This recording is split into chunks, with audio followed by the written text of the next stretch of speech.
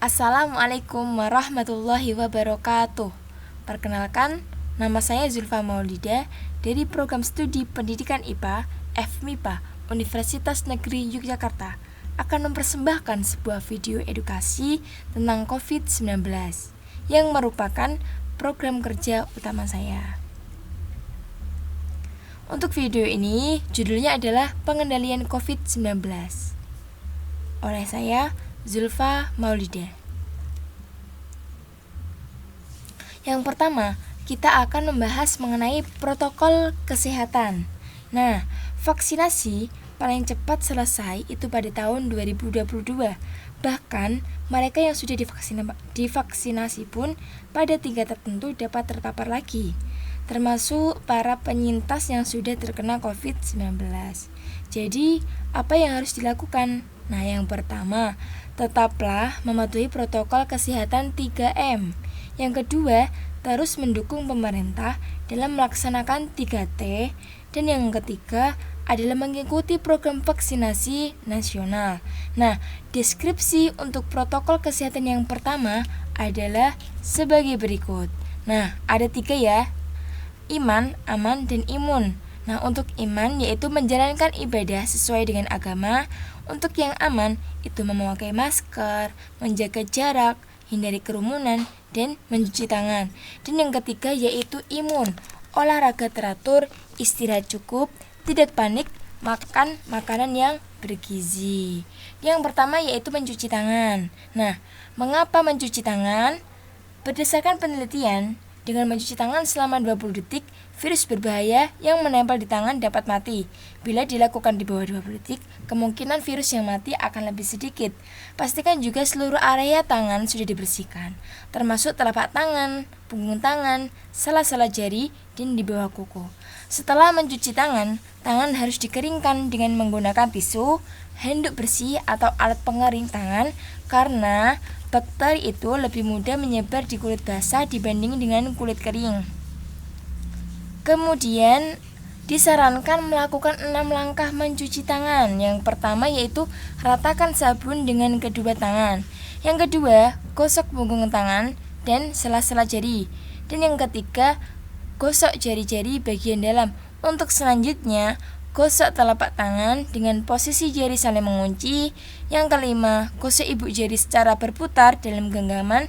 Dan yang terakhir yaitu gosok ujung jari pada telapak tangan secara berputar. Nah, setelah melakukan cuci tangan harus dikeringkan dengan menggunakan entah tisu, handuk bersih, atau alat pengering tangan. Karena bakteri itu lebih mudah menyebar di kulit basah dibanding di kulit kering. Kemudian yang kedua yaitu memakai masker. Mengapa memakai masker? Memakai masker dapat melindungi diri kita sendiri dari kemungkinan terpapar virus. Masker mencegah masuknya percikan air liur atau droplet dan dahak dari orang lain saat batuk, bersin, atau berbicara, sehingga kita tidak tertular. Begitupun sebaliknya. Dengan memakai masker, kita juga melindungi orang lain. Nah, hal tersebut karena masker yang kita gunakan juga menahan droplet yang keluar saat kita batuk, bersin, atau berbicara, sehingga tidak menularkan virus ke orang lain. Kemudian untuk masker yang disarankan itu yang pertama ada masker N95. Nah, masker ini memiliki atau mampu memfilter setidaknya 95% partikel melayang di udara, menyaring virus, bakteri, jamur, debu, serta menghilangkan partikel non-berminyak cair seperti semprotan, anti serangga, atau minyak wangi. Dan yang kedua yaitu masker medis atau bedah. Masker medis atau bedah itu mampu menyaring sekitar 80-85% partikel yang hidup. Kemudian untuk yang ketiga yaitu masker kain. Masker kain memiliki efektivitas sebanyak 50-70%. Cara mengoptimalkan pemakaian masker. Pemakaian masker yang benar dapat mengoptimalkan manfaat masker dalam mencegah penularan COVID-19. Berikut adalah bagaimana cara memakai masker. Yang direkomendasikan yang pertama tuh gunakan masker dengan kawat hidung. Yang kedua, gunakan penguat masker atau bracket. Yang ketiga, gunakan masker yang menutup hidung, mulut, dan dagu. Yang keempat, gunakan 2 layar masker, yakni masker medis di bagian dalam dan masker kain di bagian luar. Yang tidak direkomendasikan yang pertama, jangan memakai 2 masker medis sekaligus, dan yang kedua yaitu jangan memakai masker KN95 bersamaan dengan masker yang lain. Yang ketiga yaitu menjaga jarak dan menghindari kerumunan. Mengapa harus menjaga jarak? Tujuan dari menjaga jarak adalah memperlambat penyebaran COVID-19 dengan memutus rantai penularan dan mencegah munculnya rantai penularan yang baru. Kita tidak bisa mengetahui siapa saja yang terkena COVID-19, sehingga penting bagi kita untuk tetap berada di rumah dan menerapkan physical distancing. Ketika berpergian keluar seperti belanja atau kebutuhan medis, kita harus menjaga jarak aman sejauh 2 meter dari satu sama lain. Kemudian tidak mengadakan kegiatan massal seperti pernikahan atau pertunangan. Kemudian mengeluarkan protokol tidak makan atau minum bersama. Dan yang ketiga yaitu membentuk satgas institusi. Nah, kemudian protokol yang kedua adalah 3T. Tes, lanjut atau treatment.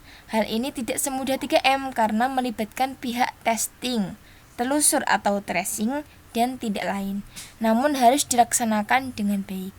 Pendekatan ini dirancang dengan mengidentifikasi kasus COVID-19 dengan pengecekan kesehatan melalui beberapa jenis tes untuk mendeteksi terkonfirmasi COVID-19, lalu menelusuri orang-orang yang menghabiskan waktu dan berhubungan dekat dengan mereka yang mungkin terinfeksi. Kemudian, pendekatan untuk mengisolasi diri, sehingga jika terinfeksi dapat dicegah penularannya kepada orang lain.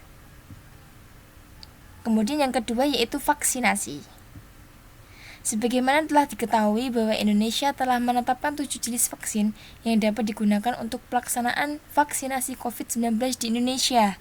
Hingga awal Maret tahun 2021, dari 7 vaksin yang ada, sudah terdapat 3 vaksin yang mendapat persetujuan penggunaan dalam kondisi darurat atau Emergency Use Authorization atau EUA dari BPOM, yaitu Sinovac, AstraZeneca, dan vaksin dari PT Bio Farma atau Persero.